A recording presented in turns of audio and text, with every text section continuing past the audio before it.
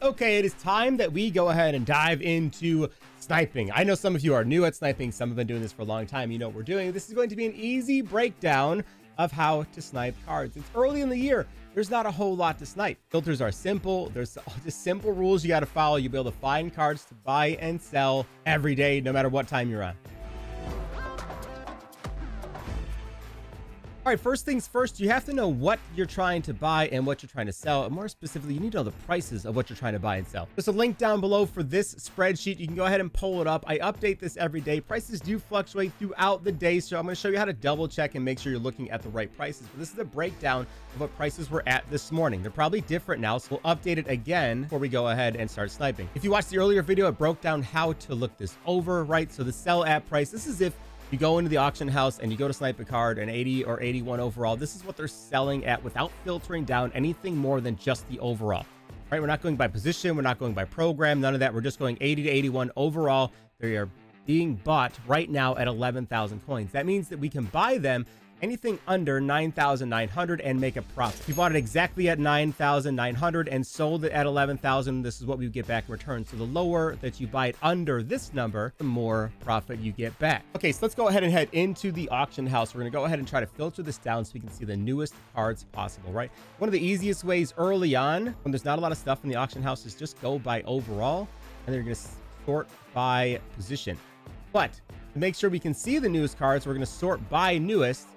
Because if we don't see 59 minutes here in this first card, see 58 minutes, that means there are more quarterbacks being listed, right? More 80 to 81 overall quarterbacks being listed than we can see. This will only show the most recent 100 cards posted. As you can see here, 59 minutes. That means that anytime a card is posted, we are seeing it populate in this filter immediately. When you pull up the auction house, any screen that you're on, it's only going to show the most recent 100 cards posted. If you switch to something else, like maybe wide receiver, you can see that now we have a problem. We're only seeing cards posted 39 minutes ago. That was the most recent we could see. So if someone post the card right now, you know, an 80 overall card for 5,000 coins, we cannot see it on this filter. We would not be able to see it. There are more than 100 cards posted right now in this range. We have no shot of seeing it. We'll never get that snipe. All right, so we know wide receivers out. The other kind of full one often is cornerback. So if you're checking a new filter, check wide receiver and corner. Those are going to be the toughest ones for you to see 59 minutes on.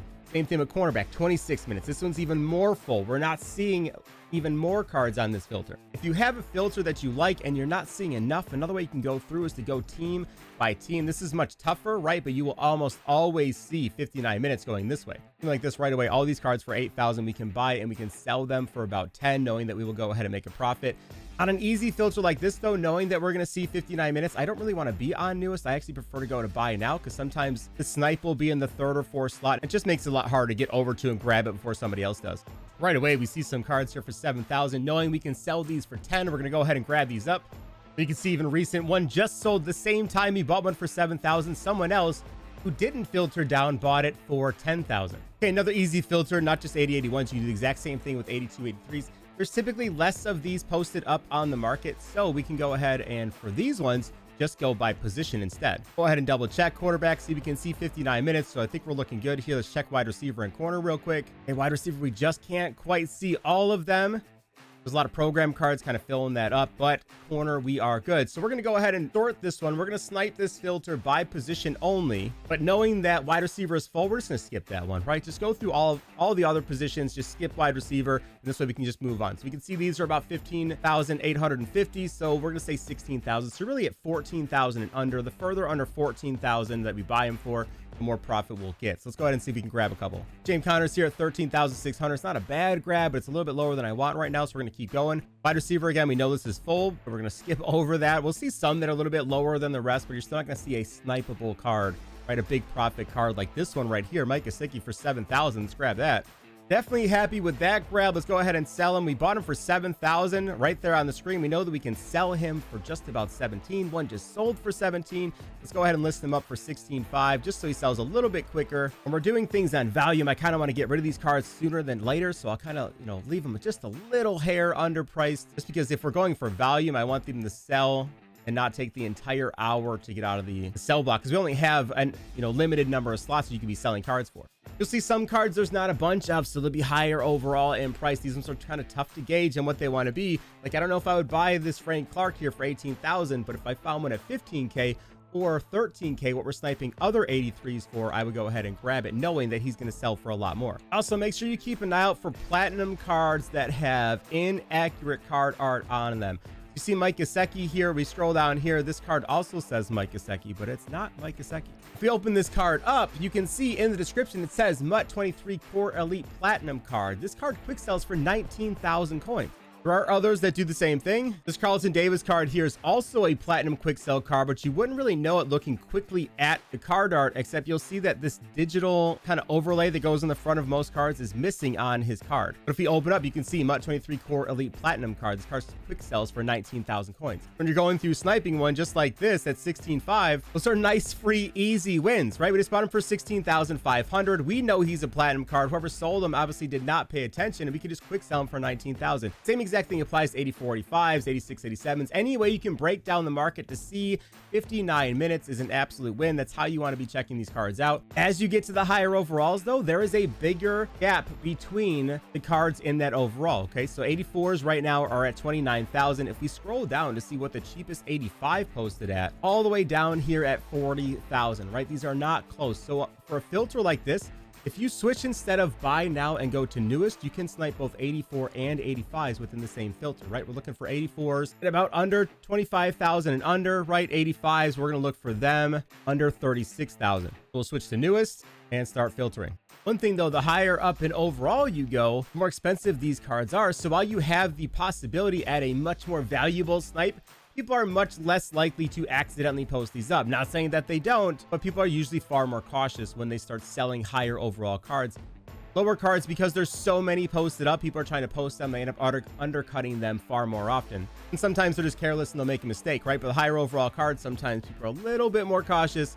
They don't want to mess these ones up. Whoever accidentally sold a limited for, 1/10 of what its value is, you know exactly what I'm talking about. The ultimate kind of meta filter, though, is to be able to see the entire auction house at once, every overall. But for this, you really have to know the overall prices of all the cards. But if you use our sheet and take a look at it, and you have that open on another screen or on your phone, you can take a look and you can actually filter every overall all at once. And so instead of filtering just a simple overall here, we're going to go ahead and we're just going to go to program instead. I want to go core elites. I just want to search all core elite cards right now. Now you can see we're already down here to 6 minutes, right? You'll see that the position will never work on this. Like quarterback's at 55. If you go to something like wide receiver or corner, it's going to drop down drastically. 31 minutes on here.